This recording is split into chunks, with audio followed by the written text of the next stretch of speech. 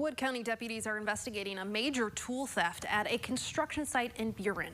News Channel 7's Cassandra Cepeda explains how you can help track down the suspects.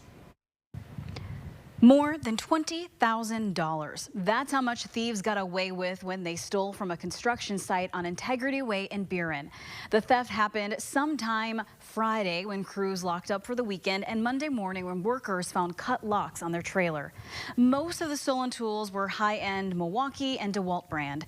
They include chainsaws, impact drills, sawzalls, and a multi-purpose construction laser. Gear typically used for large construction jobs, not home projects. Some of the tools will have markings on them, J and L for one of the companies in a Sharpie. Some of the tools are GPS tracked and they were left there and some weren't. So that's giving us an opportunity to dive into the investigation a little bit further to see if we can track some of the tools. Even if you haven't seen any of the tools, the sheriff has this question for anyone in the community. Did you notice something? So if somebody went for a walk in that area and they noticed, why are people on this job site even during the day?